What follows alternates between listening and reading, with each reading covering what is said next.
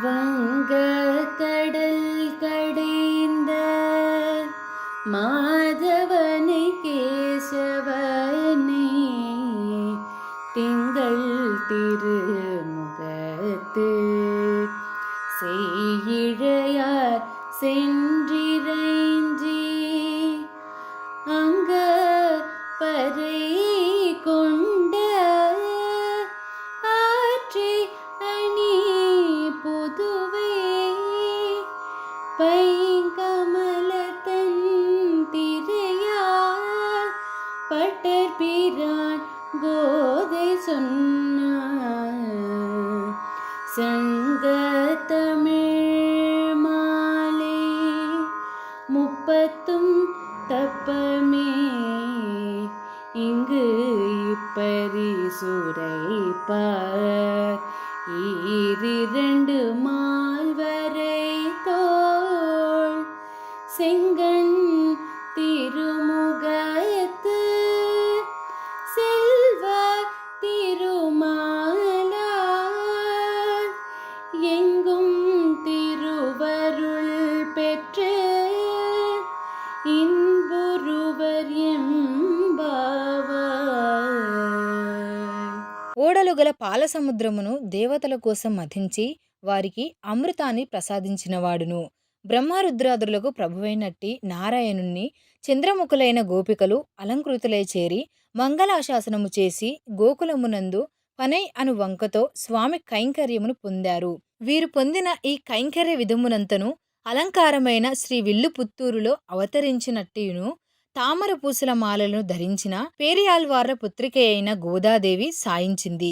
ఇది గోపికలు గుంపులు గుంపులుగా కూడి అనుభవించిన ప్రబంధమై ద్రావిడ భాషలో పాశుర రూపంగా ప్రవహించింది. ఈ 30 పాశురాలను ఒక్కటిని కూడా విడవకుండా ఈ సంసారమును అనుసంధించిన వారు గొప్ప పర్వతం వలెనున్న 4 భుజములను ఆశ్రిత వాత్సల్యముచే ఎర్రబారిన కనుదోయి గల శ్రీముఖులను ఉభయ విభూది ఐశ్వర్యములందును గల శ్రీహపతి యొక్క సాటిలేని దివ్య కృపను పొంది బ్రహ్మానందముతో కూడిన వారై యుండగలరు. శ్రీ గోదారంగనాథుల అవ్యాజ కృపచే ఈ తిరుప్పావై ద్రవిడ దివ్య ప్రబంధమును తెలుగున శ్రీ సూక్తి మాలికగా ప్రవహింపజేసి పాడించుకున్న వారి దివ్య వాత్సల్యమునకు ఈ దాసుడు రంగనాథుడు ఆజన్మ కృతజ్ఞతాంజులు గడిస్తున్నాడు. வங்கக்கடல் கடைந்த மாதவனை கேசவனை திங்கள் திருமுகத்து செய்யிழையார் சென்றிறைஞ்சி அங்க பறை கொண்ட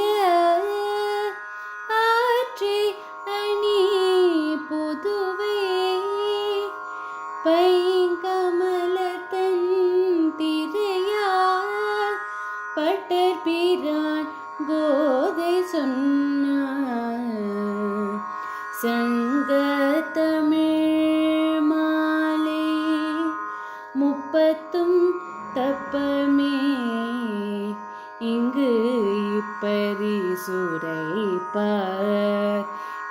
ஈரிரண்டு மால்வரை தோள் செங்கண் திருமுகத்து செல்வ திருமாலார் எங்கும் திருவருள் பெற்று இன்புருவர் ఎంబావాయ్. ఓడలుగల పాలసముద్రమును దేవతల కోసం మథించి వారికి అమృతాన్ని ప్రసాదించినవాడును. బ్రహ్మరుద్రాదులకు ప్రభువైనట్టి నారాయణుణ్ణి చంద్రముఖులైన గోపికలు అలంకృతులై చేరి మంగళాశాసనము చేసి గోకులమునందు పనై అను వంకతో స్వామి కైంకర్యమును పొందారు. వీరు పొందిన ఈ కైంకర్య విధమునంతను అలంకారమైన శ్రీ విల్లుపుత్తూరులో అవతరించినట్టియును తామర పూసల మాలలను ధరించిన పేరియాల్వార్ల పుత్రిక అయిన గోదాదేవి సాయించింది. ఇది గోపికలు గుంపులు గుంపులుగా కూడి అనుభవించిన ప్రబంధమై ద్రావిడ భాషలో పాశుర రూపంగా ప్రవహించింది.